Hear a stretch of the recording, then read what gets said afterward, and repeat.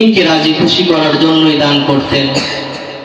বুখারী শরীফের মধ্যে পাওয়া যায় যে হযরত আবু হুরায়রা রাদিয়াল্লাহু তাআলা আনহু হইতে বর্ণিত, উনি বলেন যে একবার রাসূল আকরাম সাল্লাল্লাহু আলাইহি ওয়াসাল্লাম সাহাবায়ে কেরামদেরকে বলতেছেন, হে আমার সাহাবায়ে কেরাম, অতীত জমানার একজন লোক ছিল, উনি একদিন নিয়ত করেছে যে উনি রাতের বেলা মানুষকে সদকা করবে, দান করবে।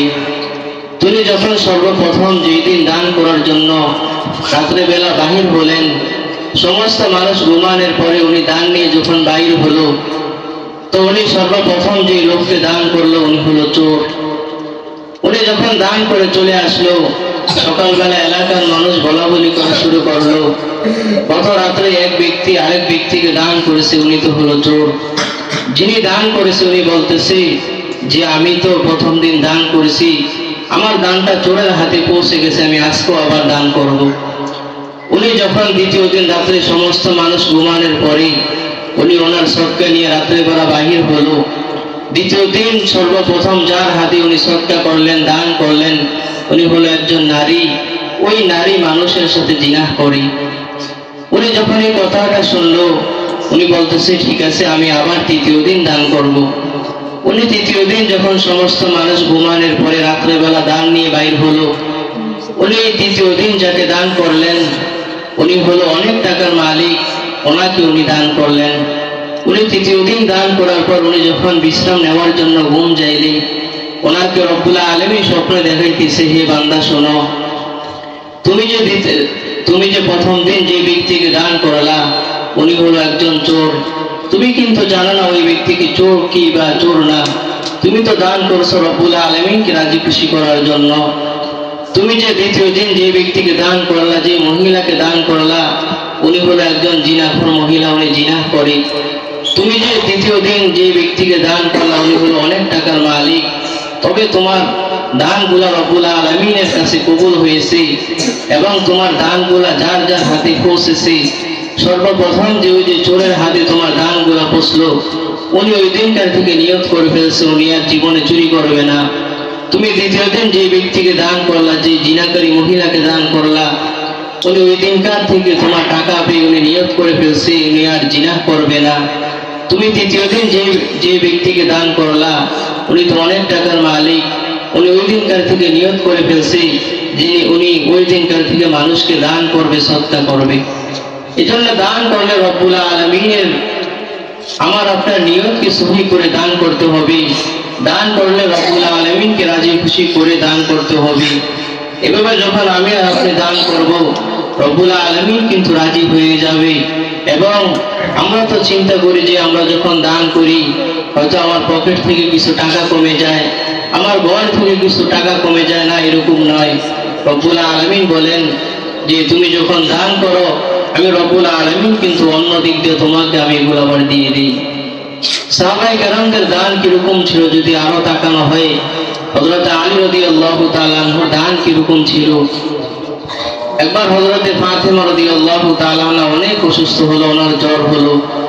তো ওনার স্বামীকে বলতেছেন, হে আলী, আমি তো অনেক অসুস্থ, আমার একটা আনার খাইতে মন চায়, আপনি আমার জন্য একটা আনার ব্যবস্থা করেন। তো হযরত আলী রাদিয়াল্লাহু তাআলা আনহু সকালবেলা মদিনার উদ্দেশ্যে চলে গেল কাজের জন্য। উনি সারাদিন কাজ করার পর যে টাকা পেল ওই টাকা দিয়ে উনি আসার সময় একটা আনার ফল কিনে বাড়ির উদ্দেশ্যে রওনা করলো। তো হযরত আলী রাদিয়াল্লাহু তাআলা আনহু বলেন যে আমি যখন আনার ফলটা নিয়ে বাড়ির উদ্দেশ্যে রওনা করলাম, রাস্তার মধ্যে আমাকে এক ভিক্ষুক বলতেছেন, হে আলী, হে আল্লাহর রাসূলের জামাই, আমি খুব অসুস্থ, আপনার হাতে তো আমি একটা আনার দেখতেছি, আপনি আমাকে অর্ধেক আনার দেন। হযরত আলী রাদিয়াল্লাহু তাআলা আনহু আনারটা মাঝখান দিয়ে খণ্ড করে ওই ভিক্ষুককে অর্ধেক আনার দান করে দিল। ওই ভিক্ষুক যখন অর্ধেক আনারটা খাইলো, ভিক্ষুক খেয়ে বলতেছেন, হে পয়গম্বর আলী, আপনার আনার খাওয়ার সাথে সাথে আমি অর্ধেক সুস্থ হয়ে গেছি, আপনি যদি আমাকে ওই বাকি অর্ধেক আনার দেন হয়তো রব্বুল আলামিন আমাকে পরিপূর্ণ সুস্থ করে দিবে। হযরত আলী রাদিয়াল্লাহু তাআলা আনহু এই কথাটা শোনার পরে ওনাকে পরিপূর্ণ আনারটা সদকা করে দিল, দান করে দিল। উনি ওনার মনটা খারাপ করে যখন বাড়ির উদ্দেশ্যে রওনা করলো, বাড়িতে গিয়ে মন খারাপ নিয়ে বলতেছে, হে বিবি, তুমি রাগ করো না, আমি সারাদিন কাজ করেছিলাম, কাজ করার পরে আমি যেই টাকা পেয়েছি এই টাকা দিয়ে আমি তোমার জন্য একটা আনার কিনেছিলাম। কিন্তু আসার সময় একটা ভিক্ষুকের সাথে আমার যখন সাক্ষাৎ হলো, ওই ভিক্ষুক যখন আমার কাছে আনারটা চাইলো, আমি ভিক্ষুককে দান করে দিলাম। হযরতে ফাতেমা রাদিয়াল্লাহু তাআলা আনহা বলতেছেন, স্বামী আমি কোনো রাগ করি না, আমি কোনো পেরেশানিও করি না, চিন্তা করি না। হয়তো আপনি ওই ভিক্ষুককে দান করার কারণে রব্বুল আলামিন আমাকে পরিপূর্ণ সুস্থ করে দিয়েছে। আমার থেকে এখন আমার শরীরটা এরকম লাগে যে আমার মনে হয় কোনো হয় রোগই হয় না। কিছুক্ষণ পর হযরতে সালমান ফারসি রাদিয়াল্লাহু তাআলা আনহু আয়েশা হযরতে আলী রাদিয়াল্লাহু তাআলা আনহুকে বলতেছেন, হে আলী, আল্লাহ রাসূলের দরবারে কিছু আনার ফল হাদিয়া এসেছিল, আল্লাহ রাসূল তোমার জন্য কিছু আনার ফল পাঠাইছে। হযরতে আলী রাদিয়াল্লাহু তাআলা আনহু যখন আনার ফলগুলো দেখলেন, উনি এক এক করে গণতেছে, গুনে দেখে এখানে 9টা আনার। হযরত আলী রাদিয়াল্লাহু তাআলা আনহু বলতেছে, হে সালমান ফারসি, তুমি আনারগুলো নিয়ে যাও, এগুলো আমার আনার নয়। কারণ রব্বুল আলামিন বলছে যে একটা টাকা দান করবে রব্বুল আলামিন তাকে 10 টাকার সওয়াব দিবে। তো আমি তো রব্বুল আলামিনের রাস্তায়, আমি তো ফকিরকে একটা আনার দান করেছি, রব্বুল আলামিন আমাকে 10টা আনার দান করবে, এখানে তো 9টা আনার, তুমি এগুলো নিয়ে যাও। তো হযরতে সালমান ফারসি বলতেছে, আলী, রাসূল আকরাম সাল্লাল্লাহু আলাইহি ওয়াসাল্লাম কিন্তু তোমার জন্য 10টা আনারই পাঠাইছি, আমি তোমাকে পরীক্ষা করার জন্য একটা আনার রেখে দিয়েছি। এজন্য সাহাবায়ে কেরামদের বিশ্বাস কিরকম ছিল যে আল্লাহর রাস্তায় যখন আমি আপনি দান করব, রব্বুল আলামিন আবার এই দানের বিনিময়ে আমাকে আপনাকে দিয়ে দিবে। এজন্য আমরা বেশি বেশি দুনিয়ার মধ্যে দান করা, রমজান মাসে তো আরো দান করলে বেশি সওয়াব হবে। রমজানের বাহিরে এক সওয়াব, রমজানের বাহিরে আরেক সওয়াব। রব্বুল আলামিন বলেন যে বান্দা যখন রমজান মাসে দান করে, আমি রব্বুল আলামিন বান্দাকে 70 দান করি। এজন্য আমাদের দান করতে হবে আমাদের আকাবিরদের মতো। ওরা তো দান করেছে রব্বুল আলামিনকে রাজি খুশি করার জন্য, ওদের নিয়তকে সহি শুদ্ধ করে রব্বুল আলামিনের রাস্তায় দান করেছে।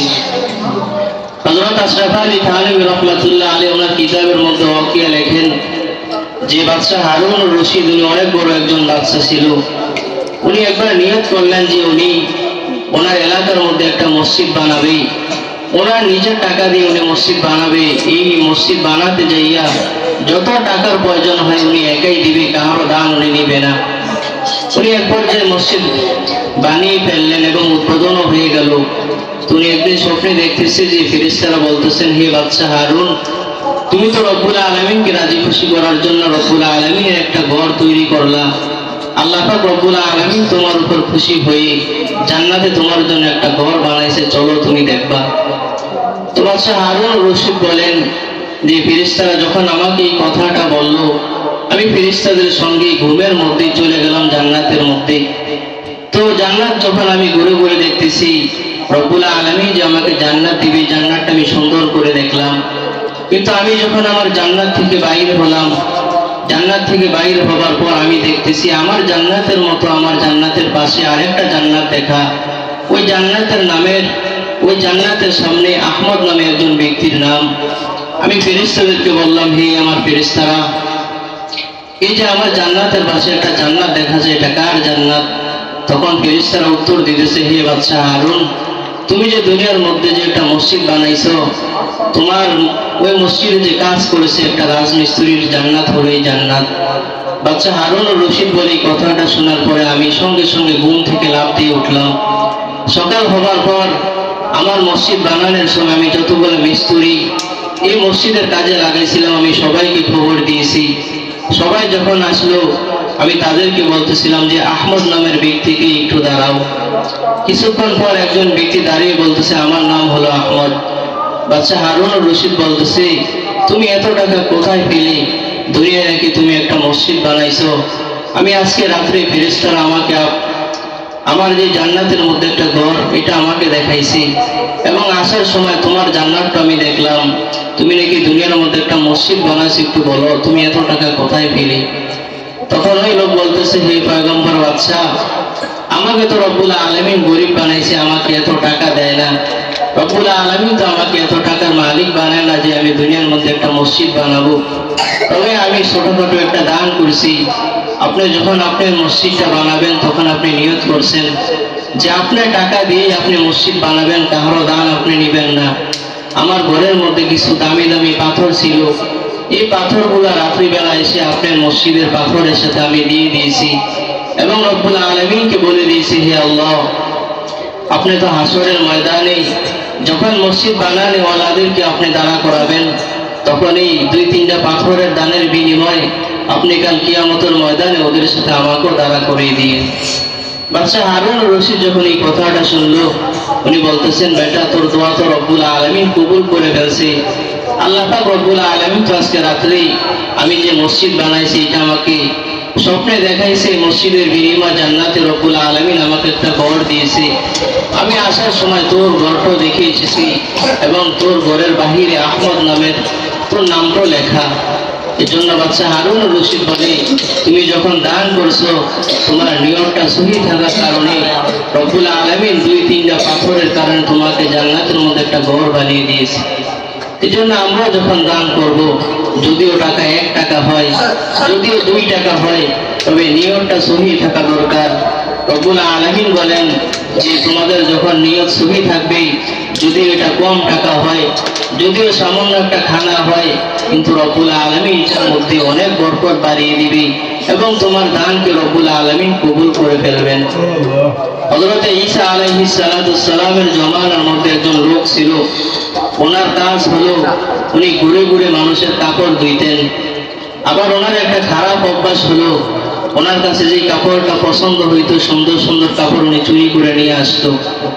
তো এলাকার মানুষ ওনাকে বলতেছে, এলাকার মানুষ হযরত ঈসা আলাইহিস সালামকে বলতেছেন, হে পয়গম্বর ঈসা, আপনি তো আমাদের নবী, আপনি একটু রব্বুল আলামিনের কাছে দোয়া করেন ওই ব্যক্তির জন্য, উনি আমাদের দৈনন্দিন কাপড় ধোয়, আসার সময় নতুন কাপড়টা চুরি করে নিয়ে আসে, বলে আমাদের আর সহ্য হয় না।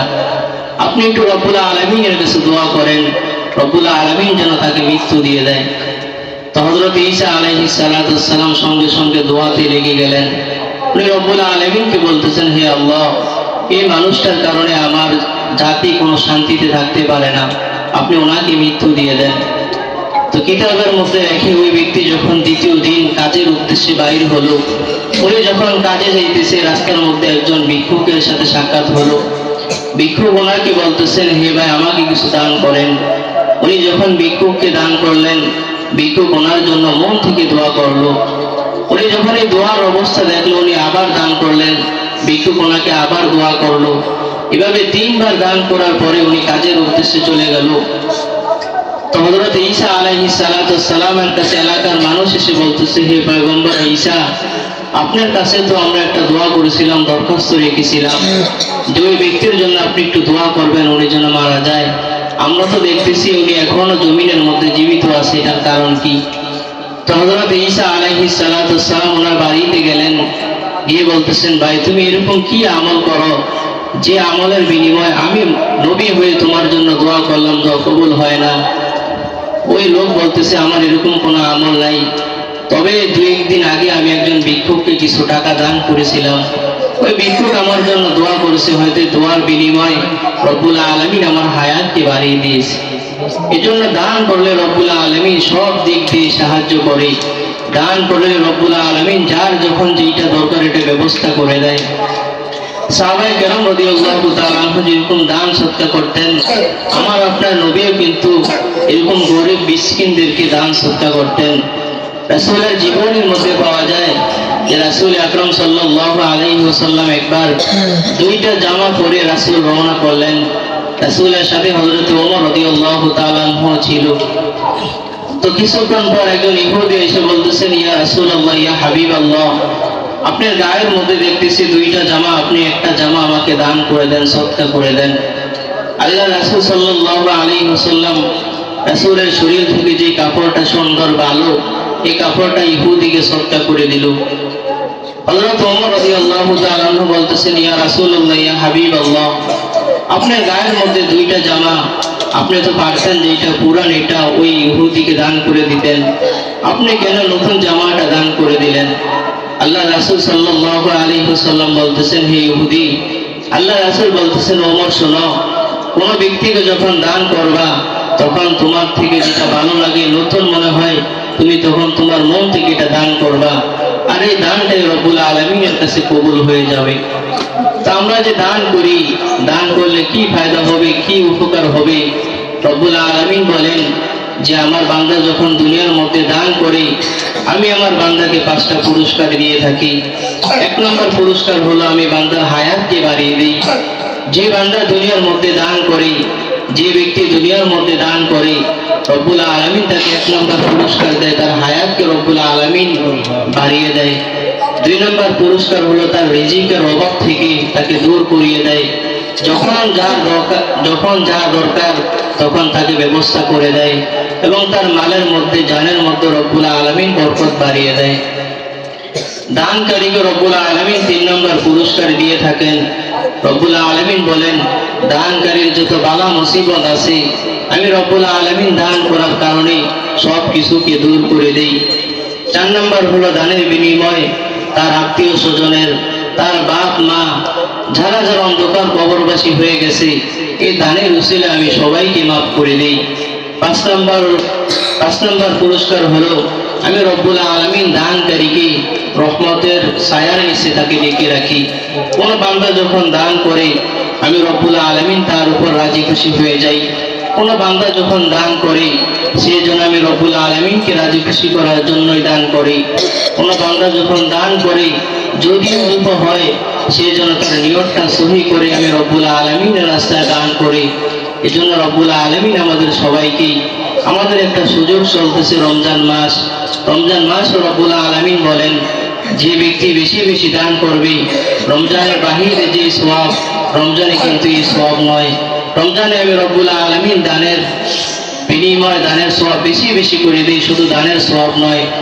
রমজান মাসে বান্দা যে আমলই করে, আমি রব্বুল আলামিন থেকে ডাবল ডাবল সওয়াব তার আমল নামার মধ্যে লিপিবদ্ধ করে দিই। এর জন্য যারা মুমিন, যারা মুসলমান, তারা রমজান মাসটাকে গনিমত মনে করে, রমজান মাসে বেশি বেশি ইবাদত বন্দেগী করে।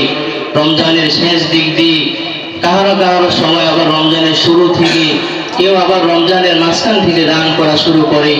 এজন্য রব্বুল আলামিন আমাদের সবাইকে, রমজান যেহেতু রব্বুল আলামিন আমাদেরকে দান করেই ফেলেছে, আমাদের সবাইকে রমজানকে একটু গনিমত মনে করে বেশি বেশি ইবাদত করার, এবং রব্বুল আলামিনের রাস্তায় বেশি বেশি দান করার তৌফিক রব্বুল আলামিন সবাইকে দান করুক বলে আমিন।